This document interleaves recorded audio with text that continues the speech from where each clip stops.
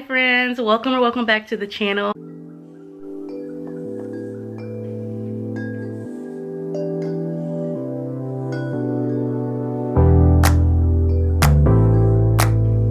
Thank you for clicking on today's video.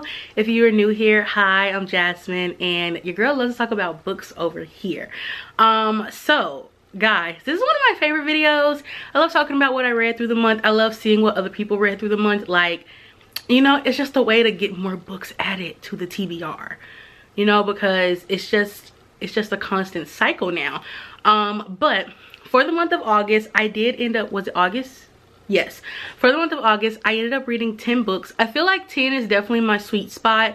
Like, if I get over 10, that's like I was very ambitious that month, or like I was having a phenomenal reading month. But 10 is like okay, like you were keeping at your normal pace of reading. 10 books I read. I believe I only had one 5-star, which was actually a reread, and we will get into that. But let's see, I do think it was just one 5-star.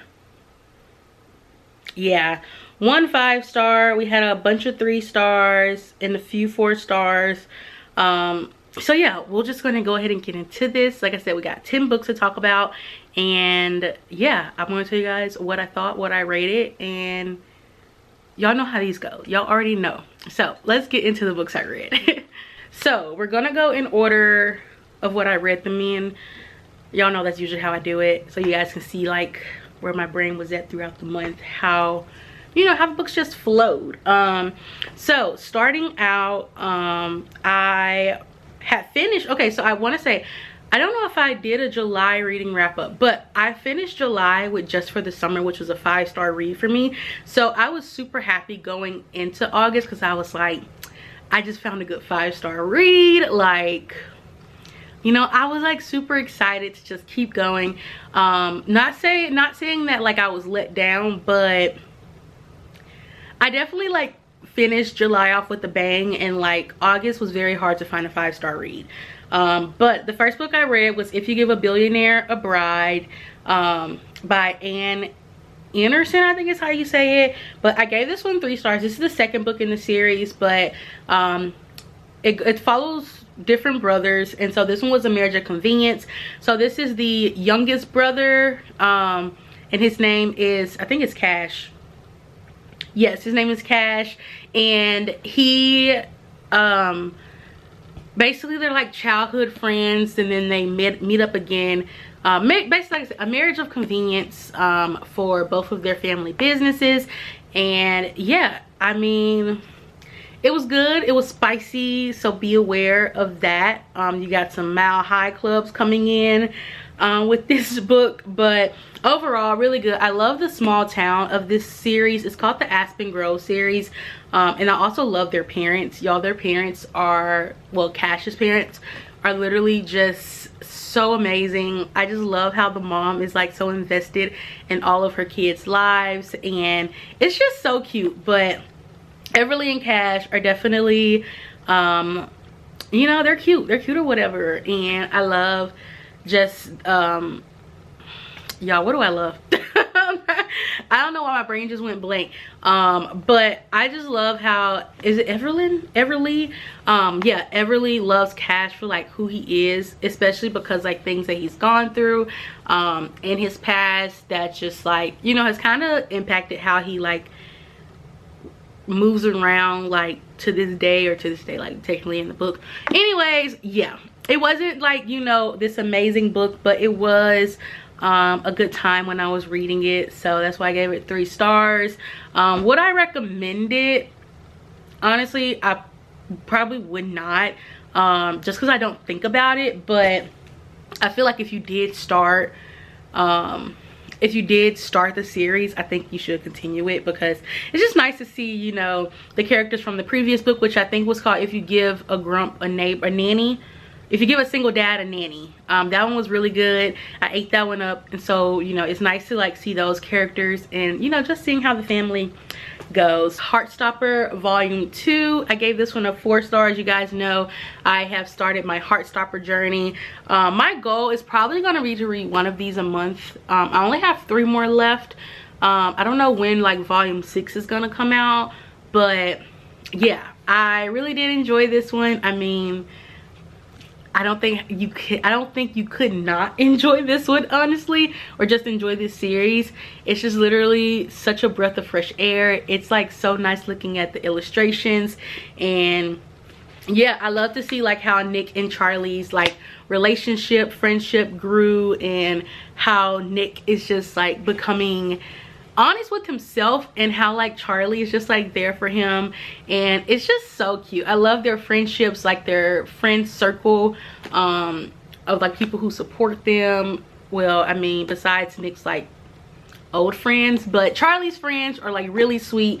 And Teo, I think is how you say his name, his protectiveness is just like so cute. I'm just like, this man cares about his friends. So yeah, I am still like trying to watch the show as I go along with the book. I haven't watched it in a minute, but yeah, I started The Perfect Couple last night, because you guys know I read that book because I was ready for the show to come out, and I only made like half of the first episode because I watched it at like 3 o'clock in the morning, but we're gonna digress from that.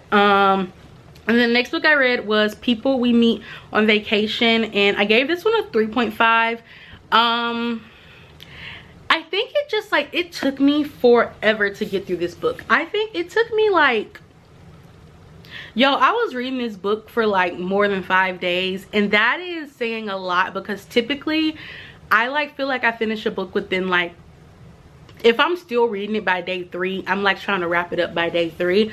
So the fact that it took me over 5 days to read this, I think kind of just explains why my rating was what it was. It wasn't a bad story, but I don't know, I liked Poppy, and I loved Poppy and Alex's friendship, but I feel like we didn't get enough of Alex. Like, we just had this one view of him, and then there was like this sudden shift. But like I said, I still enjoyed the story. Well, I enjoyed the writing. It's just the story that I don't think I was a big fan of. Yeah. Y'all, why is Alexa talking to me? Alexa, I didn't say none to you. But yeah, so I think that's what it is. Like, I love the writing. I just did not love the storyline. And yeah, I feel like, I don't know, I feel like the storyline could have just been a little bit better. But needless to say, y'all know I'm going through my Emily Henry books. So that was the second book I read by Emily Henry, and definitely Beach Read is still, you know, at the top for me right now. I started a new series, but I started Willow Aster, the Landmark Mountain series. So the first book was Unforgettable. This is a small town. Y'all know I've been like trying to keep a small town romance on my Kindle going like monthly. So now this is the next series that I am going to be working my way through. And this is actually my first Willow Aster book. I did thoroughly enjoy this. I think I gave it, well, now I'm like, dang, did I? I gave it a 2.75, but thinking, I'm like, I think I could round it up to a 3. I just think the small, like, I like the small town like scene of it all. But this one, you have Jameson, and I forgot the girl's name. What is the girl's name, y'all? What is her name? Scarlett. You have Jameson and Scarlett. They have a one-night stand, and then Scarlett learns that Jameson is the buyer of her family's like resort hotel that she originally wanted to inherit, but her grandfather did not leave it to her. And so essentially, like, this amazing one-night stand she had turns into this person that she hates. And you just get to see how that happens, about them having to work together, and her accepting that, you know, her grandfather did not leave her the hotel slash resort. I guess you can call it a resort. So yeah, I mean, okay, now I remember why I gave it a 2.75. Their like chemistry, I don't know, it was just really weird. Like, they had chemistry, but I don't know, Jameson Jameson, a total sweetheart. Like, I love him, but something about Scarlett just kind of threw me off. I don't know. Yeah. I did just read the second one, which I do think I enjoyed a lot more than this one, because there's like, we go through siblings, and I think it's 5 siblings total. Yeah, so it's 1 sister and then 4 brothers. So now I'm working my way through the brothers, their stories. But yeah, I don't know, and also this is the first in the series. I mean, like I said, it was good, but I think I definitely like the second book more, and hopefully as the series goes on, like, you know, it gets better and better. So unfortunately, I think that was my lowest rated book this month, but like I said, it still wasn't bad. It just wasn't my favorite. The next book I read was actually a buddy read with some of the book besties. So it is the 3rd book in the King of Sins. Is that the King of Sin series? So the 3rd book is King of Greed. Me, Dana, Sam, and Karina have been making our way through a book a month. So this month, for the month of September, we'll be reading King of Sloth. But y'all, Dominic, I love that man. I totally went into this book thinking I would hate that man. If y'all have read the first 2 books, then y'all already know why. I'm not gonna spoil it. But yeah, I really did think I would like not be rooting for him. And y'all, the way that man says amor, I ain't even listened to the audio, but I could just hear it. Like, reading it, y'all, I love it. I just love I loved everything about this book. I did give it 4 stars.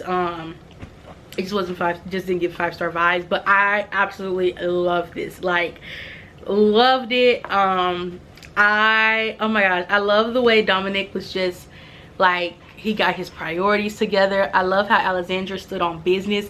I will say, I was like, girl, can you not stand on business for once? Because I would have been folded. But Miss Ma'am stood on business, you know, and I give it to her because it couldn't be me. It couldn't be me. Once he had uttered those words some more, I would have been weak. I would have been weak.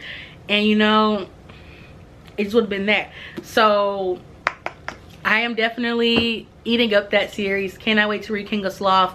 And then after that one, the other 3 have not, I think we have 3 more. But the next one doesn't come out until next year, unfortunately. So Anna, can you like send me an arc of the next one? Because, you know, I should have waited until all 7 books came out, but you know, y'all, I'm eating this series up. After I finished the Twisted series, I just could not wait to dive into that series, and I am not regretting it, not one bit.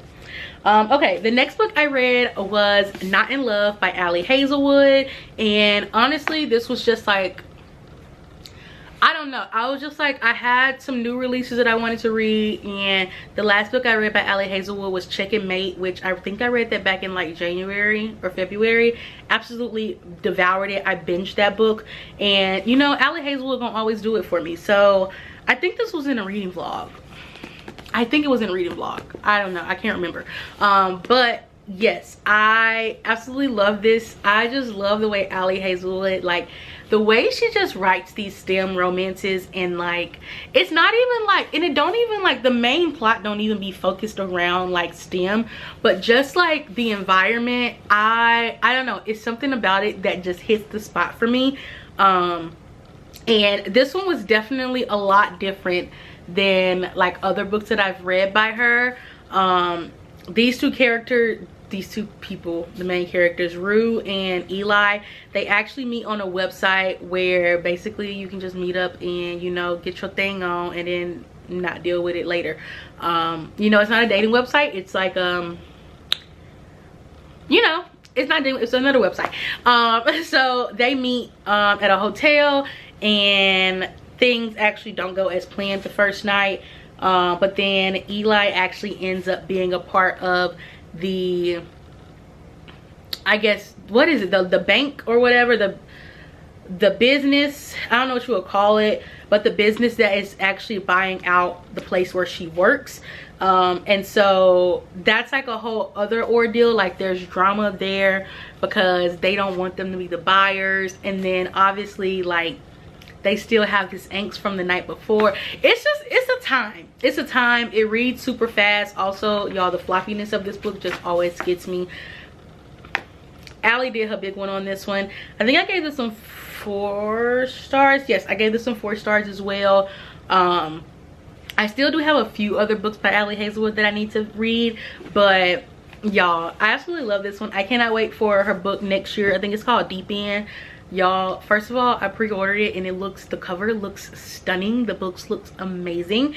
So I am so ready to get my hands on it and start that series, or start that book. I don't know if it's gonna be a series or not. The next book I read was All My Kisses for You by Monica Murphy. This is the 2nd generation Lancaster prep book, and so this one actually focuses on Crew and Ren's daughter.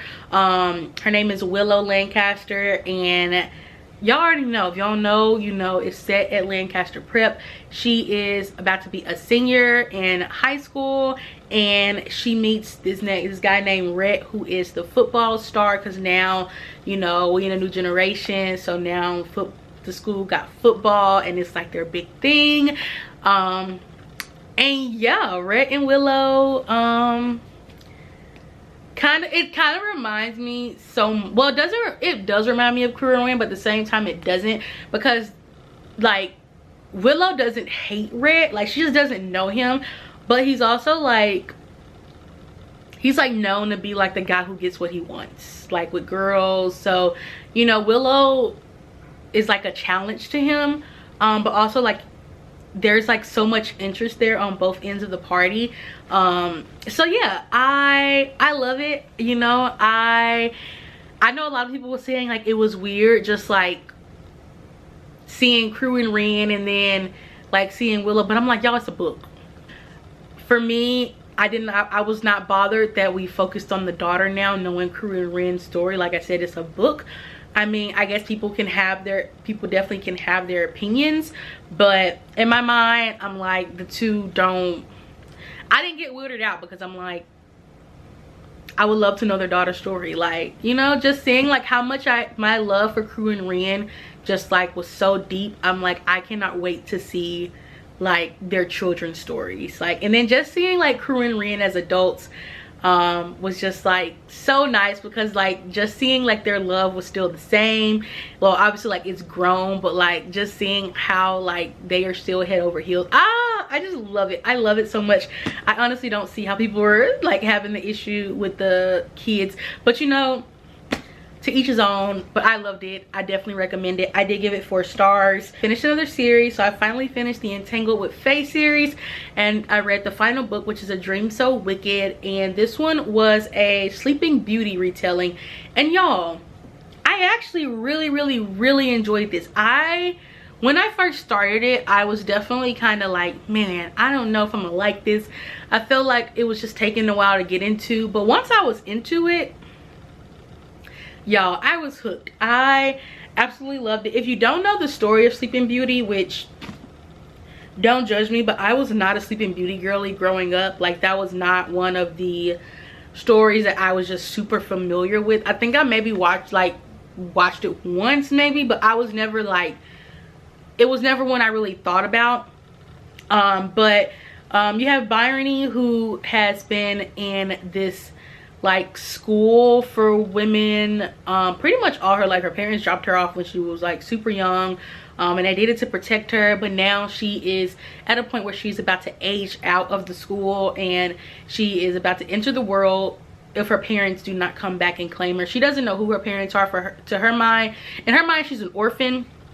But like the last day that like she is eligible to be still like a student in the school, her parents finally come and claim her, and she finds out that her parents are the Sealy, I think it's the Sealy king and queen, because like the worlds, you have the Unseelie and the Sealy court, and so the Unseelie is like people's like original form, so if they're, and then like the Sealy is like their like humanoid forms.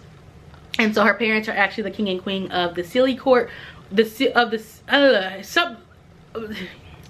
me not try to explain this world to y'all, because I will butcher it. But yeah, so she finds out her parents are royal, so essentially she is a royal, and so now she has come home. She is happy to meet her parents, and over time she realizes that like her dreams are feel very real. She just thinks they're like dreams. She doesn't really think they're a power, but as she meets her parents, she finds out that her method of dreaming is actually a form of magic. And yeah, and then you have Thorn, who is someone she's had a crush on since she first saw him while she was in the school. And her parents have already arranged for her to marry someone, and he is actually Thorn's best friend. And what else can I say without spoiling it? Yeah, so Thorn has to help her like basically prepare to be married to this guy. That's really all I can say without spoiling it. And I know that sounds so bad, but I don't really want to say anything else because then I'll go into a rant and you guys are gonna be like, Jasmine, you just told us the whole book. So yeah, next book I read was A Court of Thorns and Roses. So I started my reread of the ACOTAR world. Y'all, it has been almost 2 years since I first started this book. I started this series back in October of 2022, and I finished it December of 2023. So you know, it's just fair to run it back in 2024. I was gonna start Throne of Glass. I know, don't attack me, but y'all, I got suckered into doing this one. You know, the besties were doing a reread and I'm like, who am I not to participate in the reread? But then we're going to read Throne of Glass at the beginning of the year, and so I'm going to have friends to read it with, so you know, I get to share the experience. So it's okay, it's okay. I promise we're going to read Throne of Glass. But it was so nice to step back into this world. I'm actually annotating this go around while I'm reading it, so like you can see, like y'all, I annotated the heck out of this book. I have started A Court of Mist and Fury, and this was my 5-star read of the month. I already knew it was gonna be a 5-star. It was a 5-star the first time I read it. It's a 5-star now. It'll be a 5-star tomorrow. It'll be a 5-star every single day of my life. But that's all I can say. You know, if you guys have not, I mean, I'm pretty sure at this point everyone knows about this series. Even if you haven't read it, you probably know the gist of it. And so yeah, I don't think there's really much I can say that people don't already know. So yeah, I mean, that's really, yeah, Feyre, and Feyre has entered the fairylands, and it's like a Beauty and the first book is like a Beauty and the Beast kind of retelling, is what I would say. And then towards the end you have these trials that she must go through to save her beast, and pretty much save the entire Fey world from like this like, what's the word, this thing that they're captured under this spell. So she's like trying to break the spell for her beast and also for the Fey world in general. I just feel like it's like, I don't think there's much more, like I feel like everybody knows the story of ACOTAR. If not, you've heard some gist of it. Also, I am wearing an ACOTAR shirt. Well, I'm wearing a Valaris shirt because, you know, gotta represent for my favorite world in the history of worlds. Like y'all, if I could just live in Valaris, I promise I would just like, I would love it. I would literally love it. Okay, but last but not least, the final book I read of the month was The Finisher by Runix. This is book 4 of the Dark Verse series. If you guys don't know, the 6th book, The Syndicator is coming out in October, I think. And so I started this series last year, like last summer, and then I put a big pause on it because I didn't know when the 6th book is going to come out. But now that we finally have an official release date, I have started diving back into this. I have one more book, which is The Annihilator, and then I'll be ready for The Syndicator to come out. But this book is based about a mafia, or this series is about a mafia world, and you go through each like mafia character. So the first 2 books was Tristan and Morana, the 3rd book was Dante and Amara, and this one was Alessandro, which is his name. They call him Alpha, and Zephyr, I think is how you say your name. But Zephyr has known of Alpha since she was a kid. She met his mom in the hospital, and they did meet eventually, and they had a very small relationship. But then Alpha goes through a very traumatic event where he has no memory of things. And Zephyr has showed up now like 10-12 years later, and she's like, he does not remember me. And so her goal is to make him remember her through a marriage. I guess you could say like marriage. Yes, it starts with a marriage of convenience. But there's like, she has multiple reasons for the marriage, but her main reason is to try to get him to remember her because he's the love of her life. And yeah, so that's really the main gist of it. Obviously you have there's so many aspects with this series because like throughout it all there's like this mafia world and like things going on that they're trying to solve. So like that's like a big like plot throughout the book, but like the romance, that's like the romance portion of this book is really what I can say. And like a bunch of secrets are like told. Yeah, I if I go into that series, it's gonna be like, I don't want to spoil it, but I definitely recommend it if you're like into just like quick dark mafia things. I definitely recommend that you dive into it. It's a super quick read.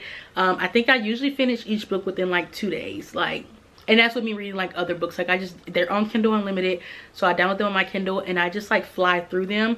I still think so at one point I really do love Tristan and Morana. Like I said, they're the first 2 books, but I think my favorite is still Dante and Amara. Their story is just like chef's kiss. There is so much like depth to their story, which there's literally like elements to each story, to each love story, to each book that's just like it hits you hard. But I don't know, something about Dante and Amara just like it does something, and they will forever be one of my favorite couples ever. But yeah, I gave this one 3 stars. So hopefully I'll be reading The Annihilator this month, and then I'll be ready for The Syndicator in October, and then we'll be wrapping up that series because y'all, I love the Darkverse series, but I'm ready to read Runix's other work. I have Gothinka, I think is how you say it, and I think she has one other book that I have, I think. But yeah, I'm ready to read her other ones, but I want to finish this series before I dive into her other works. But yeah, so now that I have rambled enough, those are the 10 books that I read for the month of August. Let me know what you guys read. Did you have a 5-star read? Like I said, my only 5-star read was a reread, unfortunately. Well, not unfortunately, but you know, I'm hoping to find another 5-star. My last 5-star read was Just for the Summer by Abby Jimenez. So hopefully for the month of September, obviously I know A Quarter Missing Fury will be a reread, but hopefully I find a new 5-star read for the month of September, so we shall see. But thank you guys for watching.